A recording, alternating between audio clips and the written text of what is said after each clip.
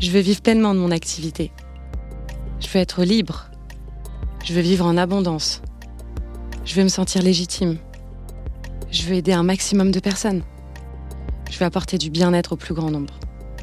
Je veux avoir des résultats rapides. Je veux que les gens reconnaissent mon super pouvoir. Je veux avoir un impact positif sur le monde. Mais au fait, comment on fait pour arriver à tout ça ? Bienvenue sur Wellness Impact, le podcast dédié aux entrepreneurs du bien-être et du mieux-être.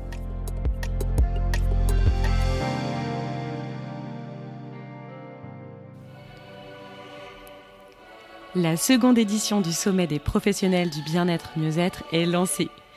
Dès le 28, 29 et 30 septembre, en live et directement de ton canapé, retrouve nos conférences, ateliers et interviews de nos experts pour te donner leurs meilleurs conseils afin de développer ton activité bien-être mieux-être.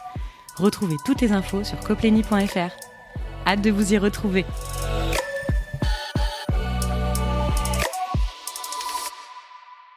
Hello, je suis ravie, comme d'habitude et toujours, de vous retrouver pour un nouvel épisode hors série de Wellness Impact.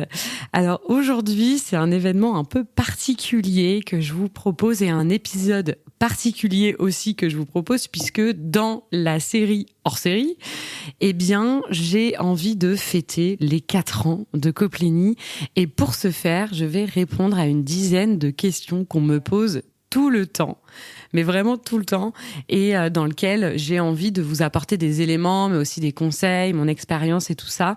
Donc, c'est parti pour ce hors-série. Alors, comme je vous le disais, Copleny fête ses 4 ans. 4 ans jour pour jour où j'étais en train de créer les statuts de la société. J'avais fini mon étude de marché, mon business plan, les offres de Copleny, bref, tout ce qu'il fallait pour bien démarrer l'activité d'une entreprise et j'étais ready pour la grande aventure entrepreneuriale. Alors je précise que l'étude de marché, le business plan avec tout ce que ça comporte, le prix de ses offres, la cible, etc., l'image qu'on veut donner aussi à sa boîte, eh bien ce sont des éléments essentiels avant de lancer une entreprise. Que vous soyez auto-entrepreneur ou entrepreneur tout court, vous êtes de toute façon des entrepreneurs parce qu'il y a ce mot dans tous les statuts, eh bien, il faut envisager les choses avant de les commencer. C'est très, très, très important pour éviter les plantades, même s'il y en a après. Mais c'est vraiment hyper primordial de poser les choses et de savoir à peu près où on va.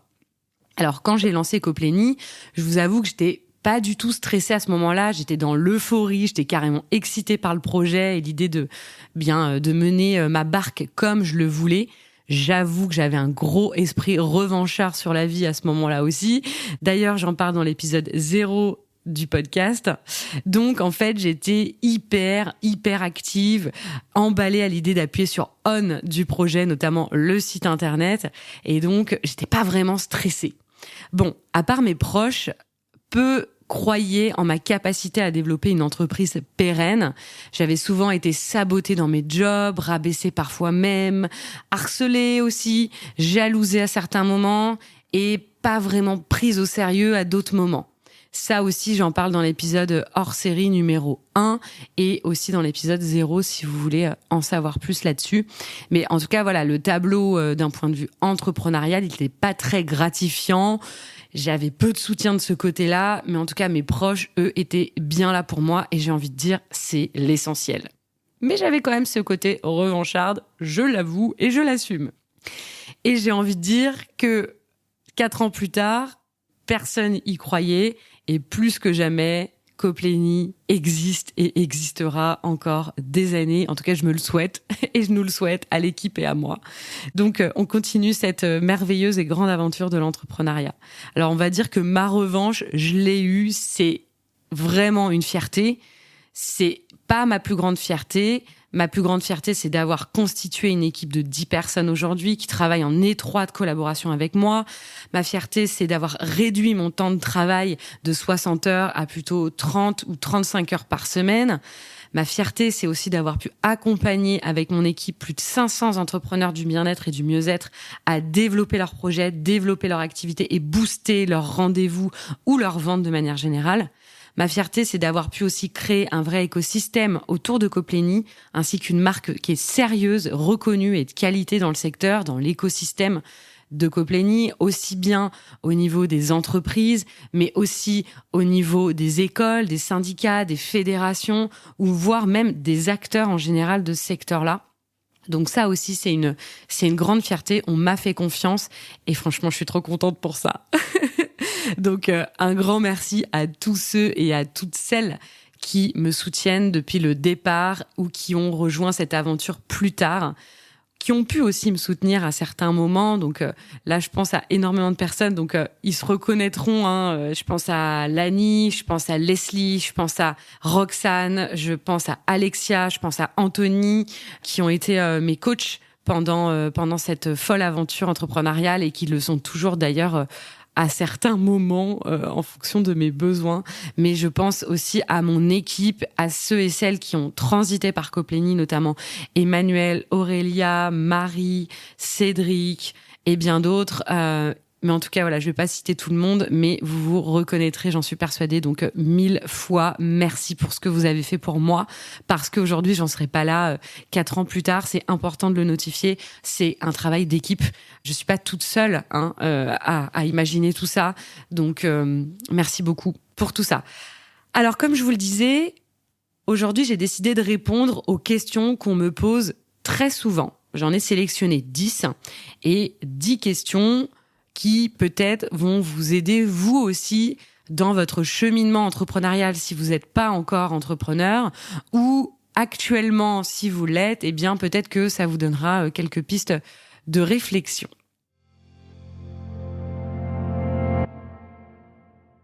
D'abord, on me demande souvent mon parcours, l'histoire de la boîte. Eh bien, j'ai envie de répondre d'abord sur mon parcours. Moi, j'ai un parcours en fait où je voulais être institutrice. Je voulais être professeure des écoles quand j'étais petite. Pareil, j'en parle dans l'épisode 0. J'avais envie de transmettre. J'avais vraiment ce truc de je vais être prof, en fait. Et petit à petit, plus les études ont avancé, je m'étais dit, sortie du lycée, donc de mon bac ES, j'avais envie d'avoir une certification, disons un diplôme, qui puisse me permettre de rebondir si jamais je voulais plus être professeur des écoles. Beaucoup poussé par ma famille qui m'avait aussi conseillé d'avoir un plan B au cas où ça me gonfle d'être prof. Voilà. Donc, je décide de faire un IUT technique de commercialisation à l'université dans l'Essonne.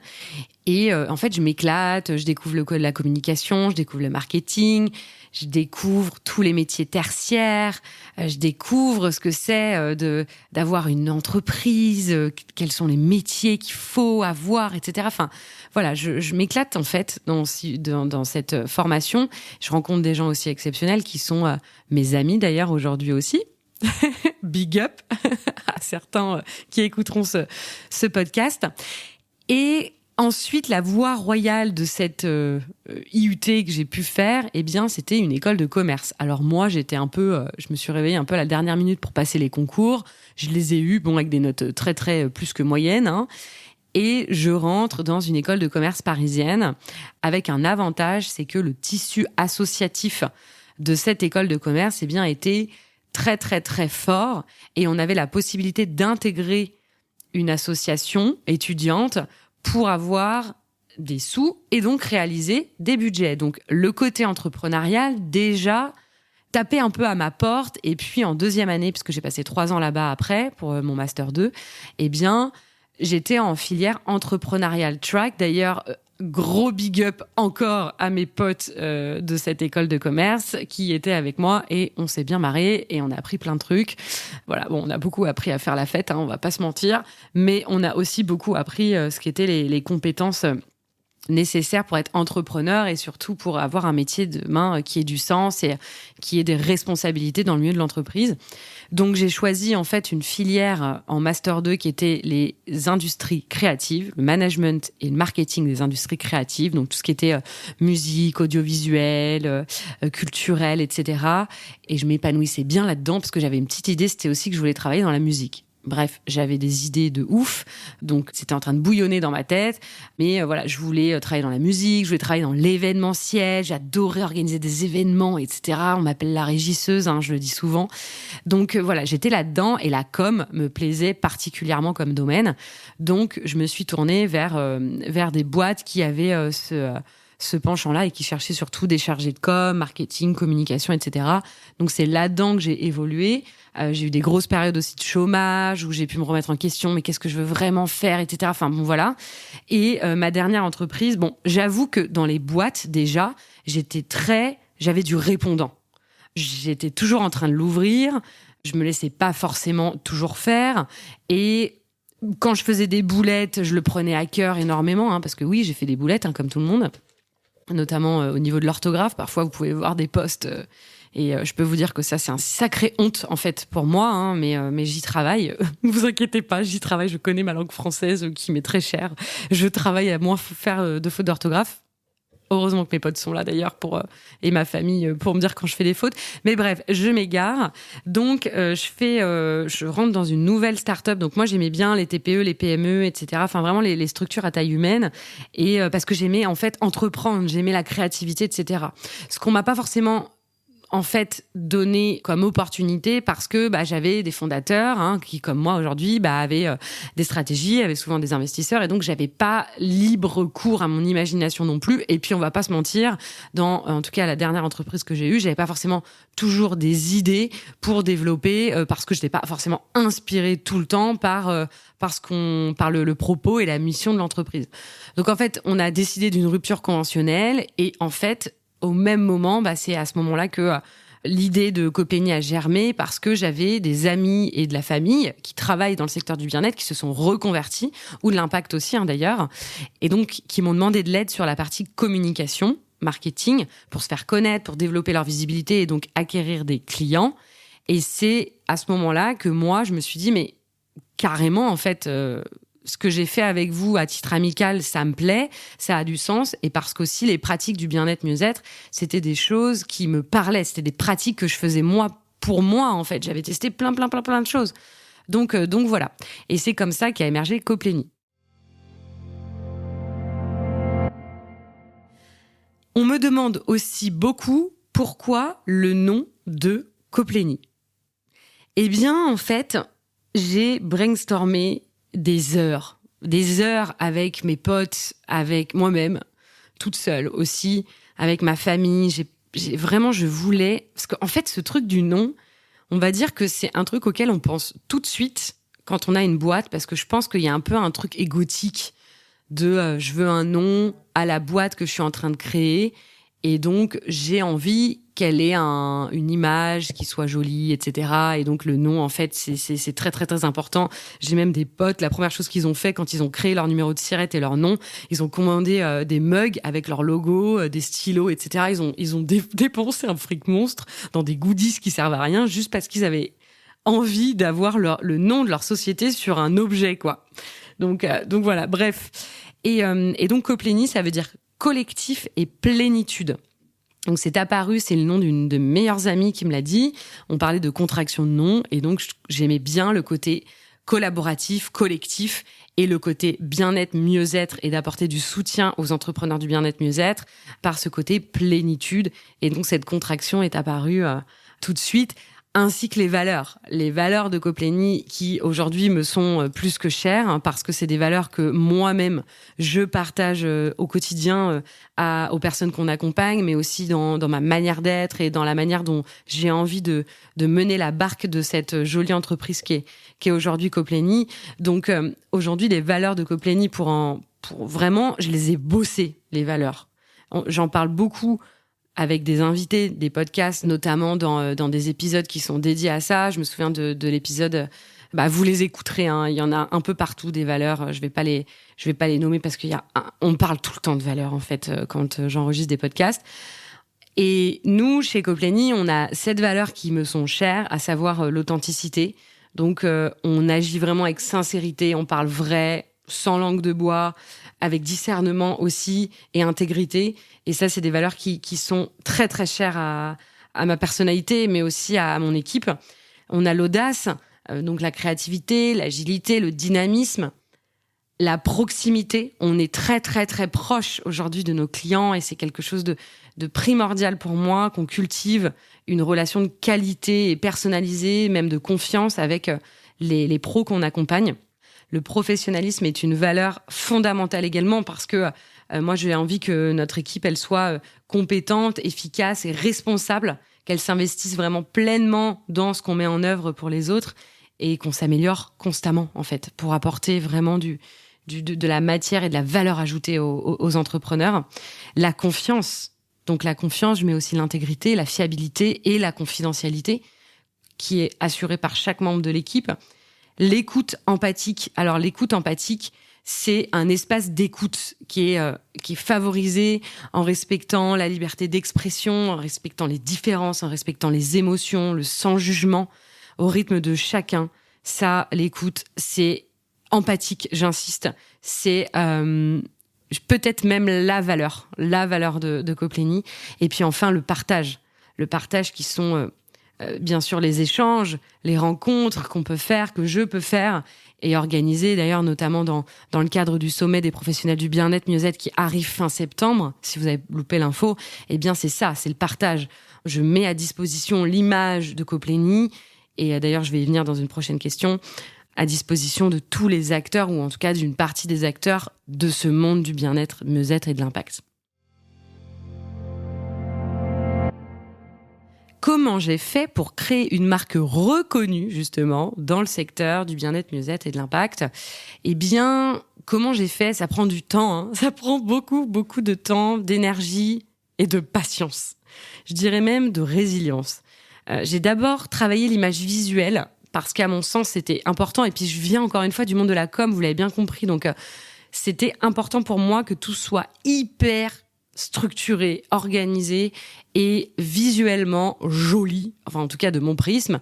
Donc j'ai fait appel à un freelance qui travaille pour les meilleures agences et les meilleures marques aujourd'hui qui sont sur le marché. Je vais pas les citer parce que j'ai pas le droit, mais enfin quoique je pourrais, mais en tout cas j'ai fait appel à lui parce qu'il a un vrai talent artistique et je voulais qu'il réalise mon logo.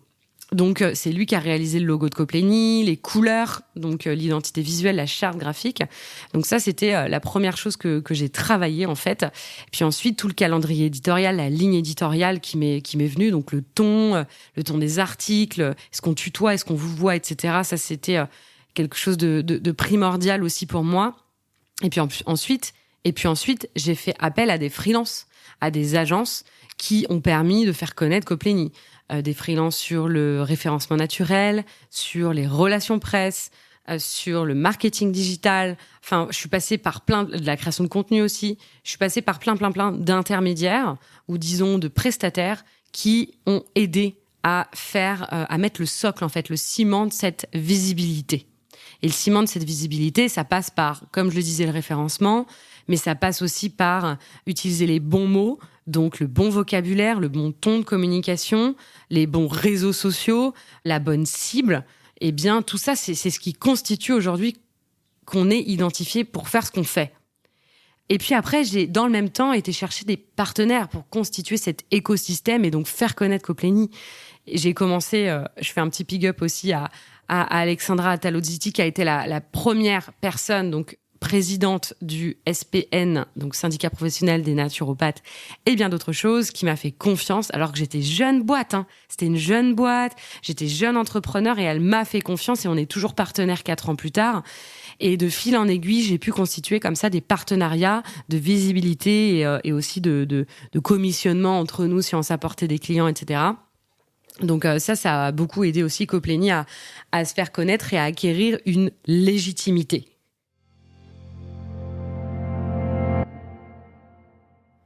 On me demande souvent aussi si j'ai fait un burn-out parce que, évidemment, et je comprends cette question, beaucoup de personnes en reconversion professionnelle ont fait des burn-out ou des épuisements professionnels.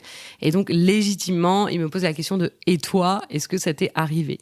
Eh bien, si vous suivez de près les épisodes de podcast, j'y réponds dans l'épisode hors-série numéro 3 et 4, si je ne me trompe pas, ou 2 et 3, je ne sais plus, en tout cas les épisodes hors série, où je raconte un peu ce qui s'est passé pour moi et l'expérience que j'ai vécue, comment je m'en suis sortie et surtout comment ça s'est produit. Parce que le burn-out ou les risques psychosociaux, les fameux RPS, ne sont pas réservés qu'à une population de salariés, on va dire ça comme ça, mais aussi aux entrepreneurs. Et donc oui, j'ai fait un burn-out. Alors on va dire que j'en ai fait plusieurs, mais disons que le plus gros a été sur 2023, sur cette année entre janvier et avril, où là, ça a été catastrophique d'un point de vue physique, comme émotionnel, comme psychologique. Et c'est là où j'ai pu bien réduire le pas et surtout prendre des mesures drastiques pour éviter que ça se reproduise. Et éviter également que j'ai des douleurs physiques qui arrivent. Donc voilà. Mais je vais pas m'étaler sur ce sujet-là, puisque vous aurez la réponse du coup dans les épisodes hors série. On me demande aussi beaucoup parce que vous voyez, enfin peut-être pas vous, mais en tout cas les gens voient beaucoup que je poste énormément sur LinkedIn, Instagram, un petit peu moins sur Facebook, mais je suis sur tous les fronts. J'envoie des mails hebdo aussi, peut-être que vous les recevez avec des conseils. Je prépare les épisodes de podcast, je fais le commercial, l'administratif. Enfin, j'ai à peu près, je sais pas, peut-être 40 casquettes, j'en sais rien. Mais en tout cas, j'en ai beaucoup. Et donc, on me demande, mais comment tu fais pour faire tout ce que tu fais ? Eh bien, en fait, c'est une question d'organisation. Moi, j'utilise beaucoup la méthode d'Eisenhower. J'utilise aussi beaucoup les logiciels comme Asana ou Notion. Si vous connaissez, ce sont des to-do en ligne. Et moi, je note absolument tout. C'est-à-dire que comme mon cerveau, il va dans tous les sens, au niveau idées ou au niveau choses à faire, ça peut m'arriver d'oublier. Alors, c'est rare, mais du coup, je préfère noter, hiérarchiser par priorité et par importance. Je parle pas forcément d'urgence, parce que pour moi, l'urgence, c'est, on n'est pas médecin, on sauve pas des vies, quoique, mais enfin, on sauve vraiment pas des vies, on n'est pas chirurgien non plus. Donc, mollo, il y a pas d'urgence, il y a de l'importance et de la priorisation. Mais pour moi, il y a pas d'urgence. Il y a jamais d'urgence, à part si c'est vital, quoi. C'est le cœur, quoi. On va dire ça comme ça. Donc, comment je m'organise ? Eh bien, j'utilise cette fameuse méthode d'Eisenhower, la méthode Pomodoro, pas trop. Donc la méthode qui consiste à se dire que on passe beaucoup de temps sur un truc et après plus. En fait, je me rends compte au bout de 4 ans que je fais beaucoup de choses en même temps. Beaucoup de choses. Si je veux me focus, par exemple, la création de contenu, tout ce qui est épisode de podcast, tout ce qui est enregistrement, tout ce qui est article de blog ou mailing ou enfin en tout cas voilà, tout ce qui nécessite de la rédaction, je me focus, j'ai dans mon agenda des couleurs. Donc par exemple pour la création de contenu, c'est vert, podcast c'est jaune et je le bloque dans mon agenda. Par contre, il est évident que j'ai une grosse partie commerciale, donc de conseils et de discussions avec les prospects ou en tout cas les praticiens, coachs ou les porteurs de projets qui veulent qu'on les accompagne ou simplement que je découvre. Et donc, la plupart de mon temps est dédié à ça et à la gestion de projet puisque, en fait, une équipe de 10 personnes, ça se gère pas comme ça. Donc, je vais aussi beaucoup passer de temps à échanger avec les membres de mon équipe. Donc, en fait, en résumé, je m'organise comme ça. Je suis pas vraiment un exemple moi-même. J'ai pas envie de vous dire il faut faire comme ci, il faut faire comme ça. Moi, voilà comment je fais. Mais c'est vrai qu'il y a des moments, là, vous verriez mon ordi, j'ai 30 fenêtres ouvertes et puis je peux passer du coq à l'âne en 3 secondes. Donc voilà, c'est comme ça que je m'organise. Comment je fais pour être toujours chef de mon entreprise 4 ans après ? Alors, cette question, elle est un peu alambiquée parce que c'est ma boîte, donc je vais pas l'abandonner comme ça. J'ai pas non plus envie de la revendre parce que de toute façon, la revendre, ça serait la revendre avec moi. Donc, c'est plutôt, je vais prendre cette question plutôt par la posture de chef d'entreprise. Alors, dans ma vie, j'ai parfois été plus leader que suiveur, si je mettais en parallèle ces caractères-là. Je suis plus une leader, ou une leaduse, je sais pas si ça se dit, mais il est vrai que j'ai pas toujours été comme ça avec Coplenny. J'ai pas toujours eu cette posture de chef d'entreprise. Il y a des moments, je me suis fait bouffer par les opinions ou les avis des uns et des autres. Et donc, j'étais pas toujours très à l'aise avec imposer, entre guillemets, ma vision, imposer mes idées, etc. Il y a eu des fois où ça a été très compliqué pour moi, notamment en management. Et donc, cette posture de chef d'entreprise, on va dire que je la travaille encore au quotidien, même si, encore une fois, j'ai ce truc de leader, mais je la travaille quand même beaucoup.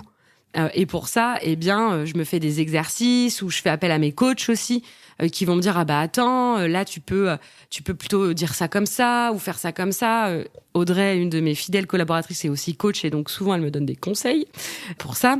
Mais voilà, je suis pas toujours très à l'aise avec cette posture, non pas parce que j'aime pas être la chef, parce que ça c'est une posture qui est intrinsèque à moi et je suis un peu une espèce de jupitérienne qui a besoin de pas d'imposer mais encore d'impulser. Voilà, c'est le mot que je cherchais, d'impulser ses idées pour emmener et embarquer les miens ou mon équipe dans le projet qui est celui de Coplénie notamment. Donc voilà. Donc comment je fais pour être toujours chef d'entreprise ? Ça se travaille pour moi. Ça se travaille, la posture de chef d'entreprise. Ça vient pas comme ça. Et pour moi, il faut à la fois des leaders et des suiveurs, comme dans toute société. Et ça, c'est carrément OK. Comment je trouve des inspirations de poste ? Alors ça revient beaucoup. Pour être tout à fait honnête, étant donné que c'est mon métier, la communication, j'ai souvent des idées. Parce qu'il y a de l'actualité chez Coplénie ou parce que, instinctivement, je vais avoir l'idée de parler, du burn-out ou de l'organisation ou d'un autre sujet. Et donc, intuitivement, je vais rédiger des choses qui me viennent et après, je vais les remettre en forme. Donc, effectivement, je puise mes inspirations auprès de ma cible de clientèle, de notre cible de clientèle. Donc, je puise mon inspiration auprès de la cible qui est nos clients, à savoir les praticiens, praticiennes, coachs et les porteurs de projets dans le milieu de l'impact social et environnemental. Mais je me sers aussi d'un super outil qui s'appelle ChatGPT. ChatGPT, qui est une intelligence artificielle. Vous avez peut-être déjà entendu parler de ce logiciel. Je vous le conseille si vous avez du mal à trouver des idées. Et moi, je m'en sers de plus en plus parce que je gagne un temps fou à mettre en œuvre, toutes mes idées qui fusent. Et donc, du coup, ça m'aide à structurer mes idées. Ça m'aide à trouver aussi les bons mots parfois quand je bute. Parce que je me réveille pas tous les jours avec de l'inspiration, on va pas se mentir, hein. Donc, ChatGPT m'aide beaucoup. Si vous connaissez pas, je vous conseille de vraiment d'aller faire un tour. C'est vraiment une intelligence artificielle, une IA qui se travaille, hein. Il suffit pas de lui demander « fais-moi un post Instagram pour parler de l'organisation ». Il faut travailler son intelligence artificielle, son ChatGPT en fait. Donc, mes inspirations, je les trouve là. Et puis, je les trouve aussi dans les posts LinkedIn. Moi, je suis très, très, très LinkedIn. Donc, je regarde aussi certaines personnes. Je pense notamment à Pauline Léniaud, à Nina Ramen. Je pense aussi beaucoup à des entrepreneurs qui sont pas sur LinkedIn, mais qui sont plutôt sur Instagram, à Cynthia Brown. Il y en a un paquet qui m'inspirent et qui me donnent des idées aussi de sujets. J'écoute aussi beaucoup de podcasts. Donc, en fait, je me nourris un peu de tout ça pour avoir des idées pour notre secteur. Et encore une fois, pour moi, la meilleure inspiration, c'est de connaître ses clients sur le bout des doigts parce que c'est ça qui va vous donner des idées de sujets. On me demande aussi, parfois, souvent même, comment je choisis mes collaborateurs, mes partenaires. Eh bien déjà, j'ai envie de dire, par rapport aux valeurs dont je parlais juste avant, je les choisis par rapport à ce qu'ils sont, par rapport à leurs compétences, par rapport à leur savoir-faire, leur savoir-être, comment ils partagent leur savoir aux personnes qu'ils vont accompagner. Ça, c'est pour plutôt les coachs. Et les partenaires, ça va être vraiment quel l'intérêt ils ont d'être mon partenaire et ainsi de suite, en fait, et inversement. Donc, j'ai envie de dire que je les choisis avec le cœur et avec l'intuition. Ce que je faisais pas forcément au début, hein. Au début, il y avait plus d'intérêt, on va dire business, si je peux me permettre cette expression. Maintenant, je le choisis avec le cœur et avec l'intuition. Si je sens qu'il y a un truc qui bloque, je n'y vais plus. Donc, l'intuition étant quelque chose dont j'ai parlé dans un épisode de podcast qui s'appelle « L'intuition et l'entrepreneuriat ». Je vous remettrai la note et référence. Je vous conseille vraiment de l'écouter si vous avez envie de faire des collaborations ou même d'avoir simplement des prestataires ou des partenaires. C'est important de s'écouter et en tout cas de les choisir en fonction de ses valeurs et aussi en fonction de l'objectif que vous avez. Si par exemple votre objectif c'est d'avoir des clients grâce à votre site internet, choisissez quelqu'un qui vous parlera de ça. Ouais, parce que c'est bien d'avoir un site internet, mais si ça vous rapporte pas de clients dans votre stratégie, que vous vouliez absolument que votre site internet puisse vous ramener des clients, eh bien, il faudra choisir une personne qui a l'habitude de faire ça, quoi. Vous voyez ce que je veux dire?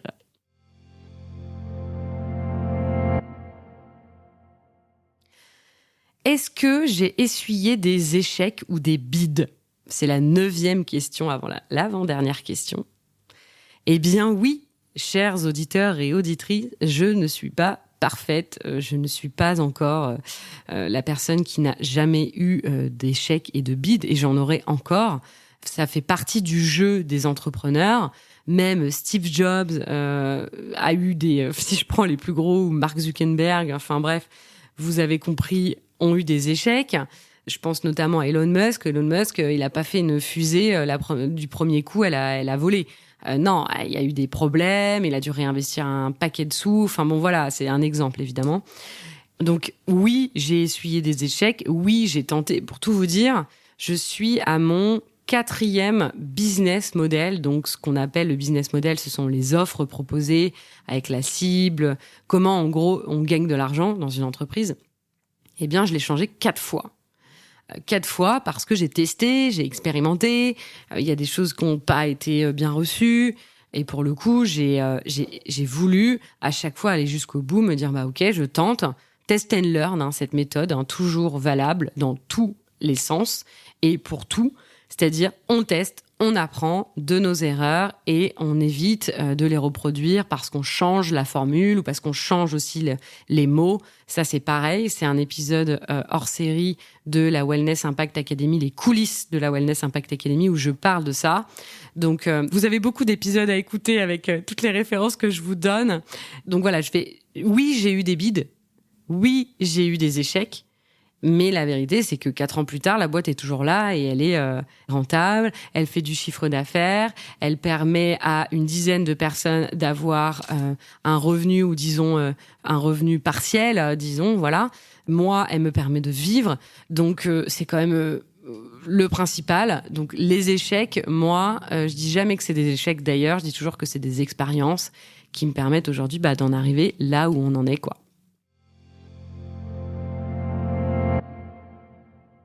Dernière question. Pourquoi nous plutôt qu'un autre acteur? Apporte-t-on vraiment du résultat? Ça, c'est une question qui m'est souvent posée parce qu'il y a eu une arrivée massive, j'utilise vraiment ce terme-là, parce que il y a eu vraiment, depuis le Covid, une arrivée d'un nombre de coachs ou d'experts dans le milieu du bien-être, mieux-être, qui avait pour objectif d'accompagner les personnes du bien-être, mieux-être, que ce soit sur le community management, le développement personnel, donc le mindset, que ce soit sur le business, etc. Il y en a eu énormément. Ce qui n'était pas forcément encore le cas quand j'ai lancé Coplenny en 2019. Et donc, évidemment, cette question, elle est arrivée parce qu'elle pose cette légitimité de, d'accord, mais Coplenny, pourquoi vous êtes différent? Eh bien, moi, je leur réponds, déjà, on est spécialisé, parce qu'il y a beaucoup d'acteurs qui ne le sont pas, et qui sont arrivés, après qui se sont mis sur le secteur du bien-être parce que c'était la poule aux œufs d'or, mais qui ne sont pas spécialisés. Donc déjà, nous, on est spécialisés, on connaît le secteur du bien-être. Deuxièmement, on propose aussi beaucoup, et on est marqué au fer rouge par l'accompagnement individuel. Ce que d'autres ont commencé à faire aujourd'hui, mais nous, on le fait depuis le début. On ne veut pas mettre les gens dans les cases, comme je le disais. Donc, l'accompagnement individuel est pour moi primordial, nécessaire. Et voilà, et c'est pour ça que d'ailleurs, même dans la Wellness Impact Academy, il y a de l'individuel et du groupe. L'individuel étant quelque chose qui, pour moi, est primordial et indispensable pour avancer dans le projet. Donc, plutôt qu'un autre acteur, j'ai envie de dire que Coplenny, c'est ça, c'est les valeurs aussi, j'en ai parlé, les valeurs qui sont pas forcément incarnées par d'autres acteurs, ou qui le sont. Il y a aussi des super personnes qui accompagnent, et j'en connais, et je travaille avec certains d'entre eux d'ailleurs aujourd'hui. Et donc, de par tout ça, Coplenny, pour moi, est vraiment différent, tant en termes de fond que de forme, tant en termes d'accompagnement que de personnes qui sont dans la team.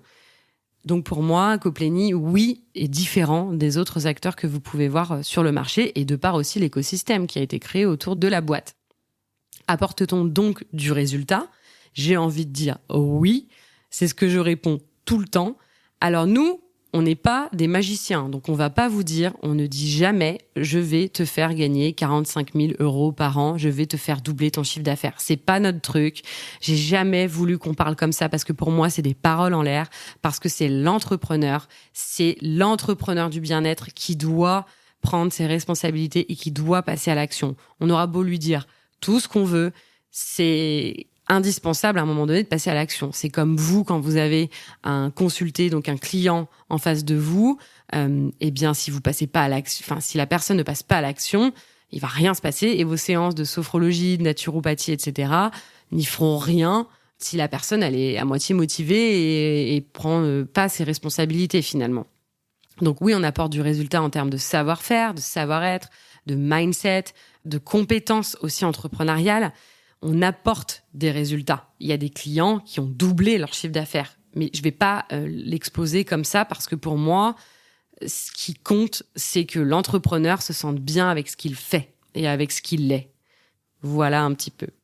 Écoutez, je crois que j'ai répondu à toutes les questions. Si vous avez d'autres questions, n'hésitez pas à me laisser en commentaire de cet épisode les questions que vous avez et j'y répondrai lors d'un nouvel épisode de Wellness Impact ou bien sur les réseaux sociaux de manière générale. Je vous invite d'ailleurs à me suivre sur LinkedIn. C'est là où je poste le plus et je prends le plus de temps à vous donner des conseils. Merci beaucoup d'avoir été avec moi. J'espère que je vous ai pas trop saoulé avec toutes ces réponses et que vous êtes encore là si vous écoutez. Merci pour votre écoute.